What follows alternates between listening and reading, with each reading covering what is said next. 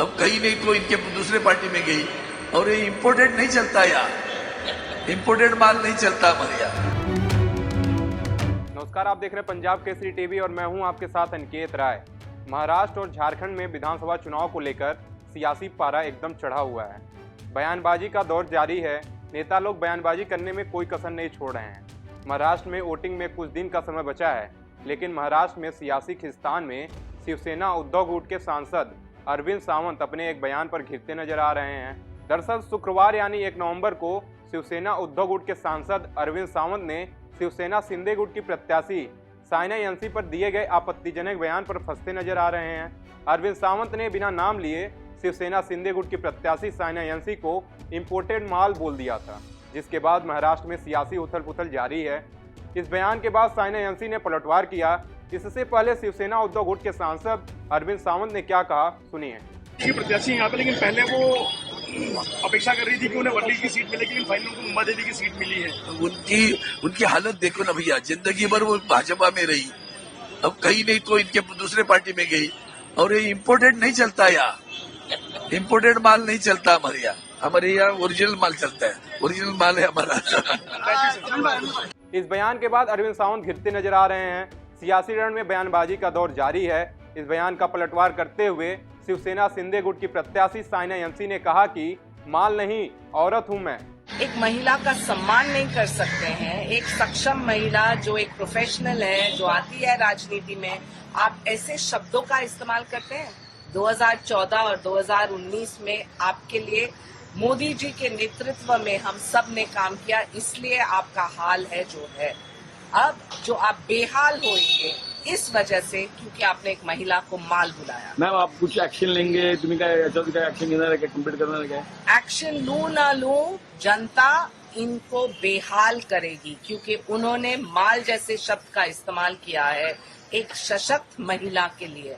और वो मेरे प्रति टिप्पणी नहीं, उनकी मानसिकता, उनकी सोच, उनकी विचारधारा यहाँ स्पष्ट होता है। Okay ma'am. महाराष्ट्र की सियासत में शिवसेना शिंदे गुट की नेता साइना यंसी पर अरविंद सावंत के बयान को लेकर घमासान मचा हुआ है।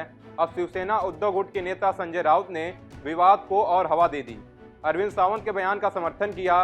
राउत ने एक बयान में कहा कि साइना यंसी अगर बाहर से आई हैं तो, वही अरविंद सावंत ने कहा है कि बाहर से आई हैं तो इम्पोर्टेड माल हुई। वहीं साइना यंसी को लेकर अरविंद सावंत की टिप्पणी पर महाराष्ट्र के मुख्यमंत्री एकनाथ शिंदे ने कहा कि यह बहुत दुर्भाग्यपूर्ण है। उन्होंने कहा कि बाला साहब ठाकरे अभी होते तो सच में मुंह तोड़ देते, इनकी फितरत ही ऐसी है।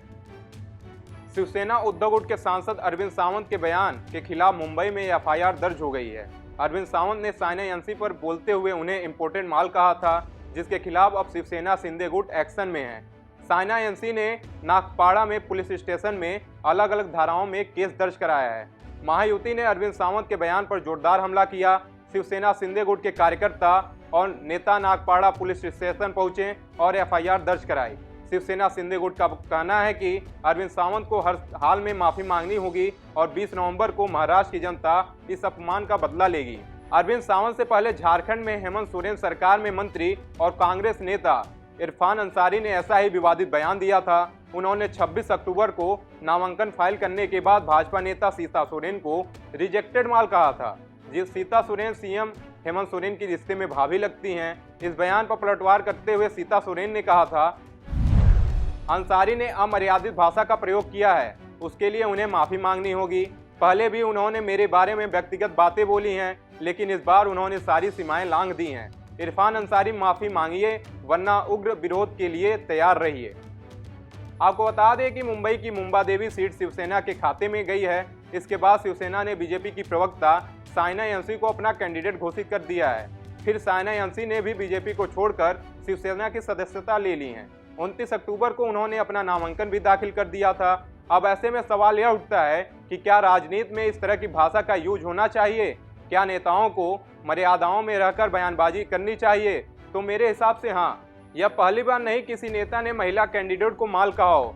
इस तरह की घटना झारखंड में भी हो चुका है। इस तरह के बयान में चुनाव आयोग को तुरंत कार्रवाई करनी चाहिए। इस खबर पर आपकी क्या राय है, कमेंट करके जरूर बताएं। फिलहाल अभी के लिए इतना ही। बाकी देश दुनिया के तमाम खबरों को देखने के लिए देखते रहिए पंजाब केसरी टीवी। हमसे जुड़े रहने के लिए हमारे YouTube चैनल को सब्सक्राइब करें और नई वीडियो की नोटिफिकेशन के लिए बेल आइकॉन को दबाएं।